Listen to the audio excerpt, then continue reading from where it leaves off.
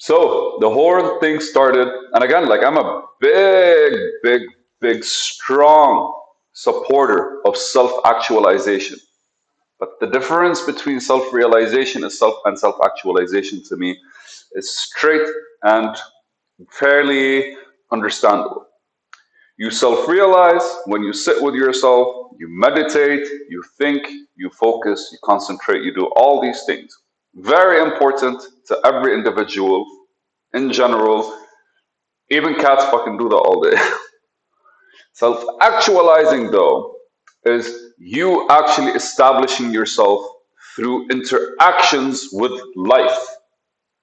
So, interactions with society is basically the closest one to man, and interactions with nature, interactions with animals, interactions with the ocean, interactions with the mountains, interactions with the rain. You kind of have to make any of these decisions into a legit thing that you ponder and you test. So the real life is where you self actualize, and you, between you and yourself, is where you kind of like self realize. And I'm pro both of them. So when I'm talking to you right now, I'm practically self-realizing, right? Because it's a process. It's a process where I'm thinking out loud, I'm trying to explain something, I am realizing something through myself.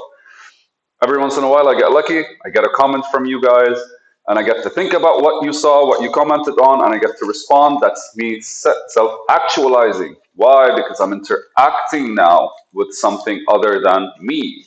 I'm interacting with real life entities that have their own thought process, and basically that's where like there's an engagement and there's like that friction or interaction or like whatever you want to call it, man. That music that's being played, the harmony that's being like established, the song that's being written, the dance that's being thought of, the business that's being built, all of these require like more than one side of the interaction. But hear me out. Now, how do we self realize and how do we self actualize? Each has their ways. For me, I really, long time ago, and going back to my previous video, the first thing I said was, long time ago, something far away, whatever, would lead me astray, whatever. I tried to like rhyme something. But ultimately, what I was trying to say is, for the longest of times, I have always been very vocal about when we're actually having a conversation with people, we're not really present. What we are is literally a response, a natural response towards the ego that we have built. And we can talk about this some other time. But whatever has been established until that moment between you, yourself, and this world is active. Anytime you're having a conversation with somebody, there's a high chance that you're not really present in the way as in I am involved in the conversation. There's a high chance that you're observing yourself have this conversation. That for me is presence. That for me is just looking at yourself and watching how you're engaging with everything around you. That for me is what presence is all about. Because to be present is not to actually be directly involved.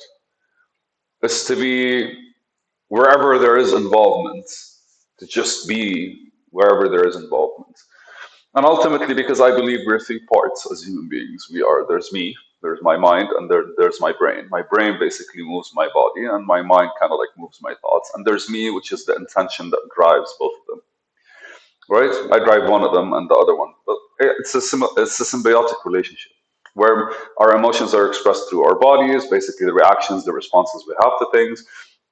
And our mind basically takes that data and establishes how best to deal with it, survive, evolve, and all that kind of stuff. And your intention is always is leading the way, is moving the direction, moving in a certain direction.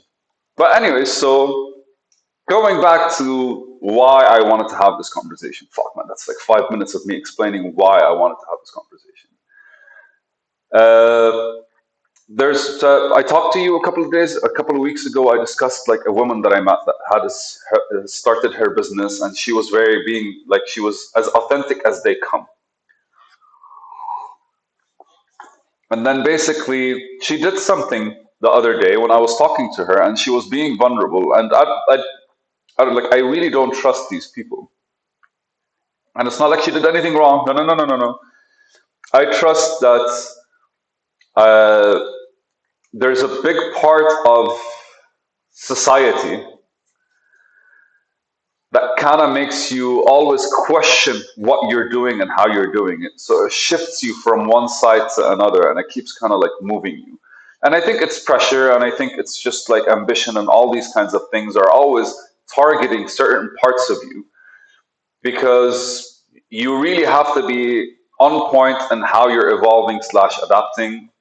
And the last thing you want is to be like opinionated because in a way you could actually like be it could turn out to be more of a punishment than it is like something yay where we're going somewhere. It could be more like the punishment you give yourself because you end up like moving in a following a decision which is not really one that would necessarily bring you what you want overall but maybe allow you to achieve certain, I don't know, like the best way I can explain it is if you're walking on a path and you realize that you're hurting yourself walking it, even though you can see that you can reach the other side, the last thing you want is to reach the other side missing limbs.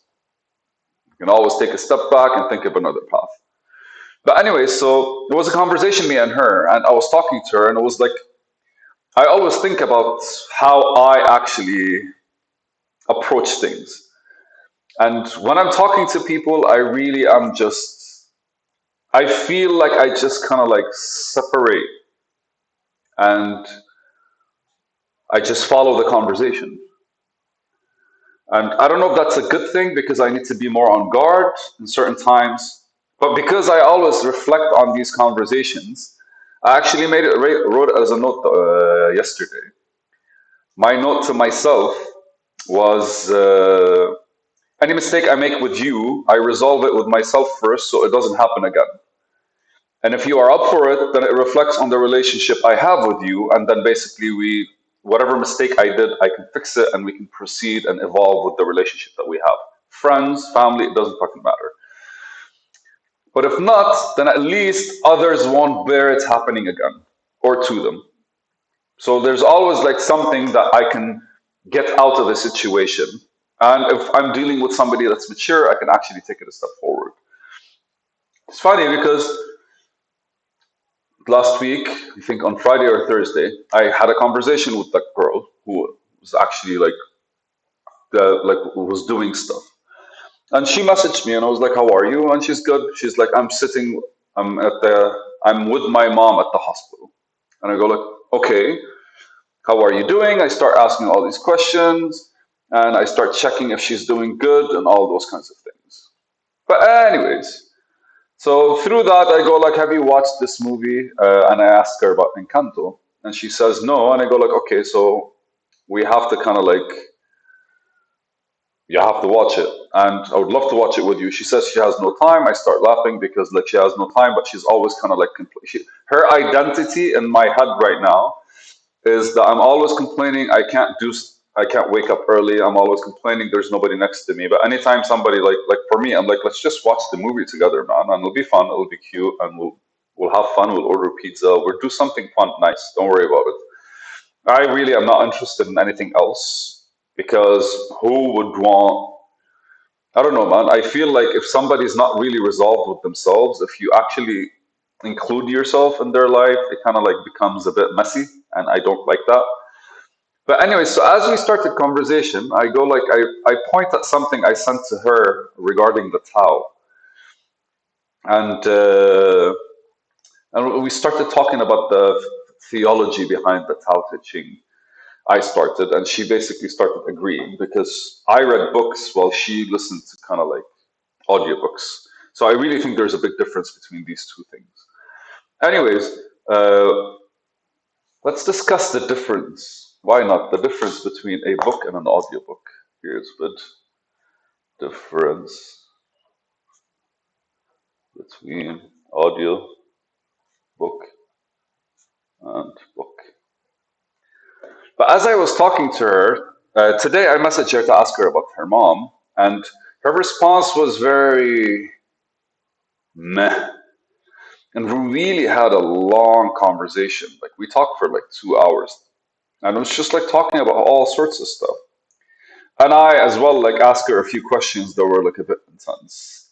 Like the questions were not intense but hardcore, as in like anytime anyone makes a statement, I ask a question. And so I messaged her the next day and I asked her like I told her like hey, and I sent her this: the valley spirit dies not, I the same, the female mystery thus do we name.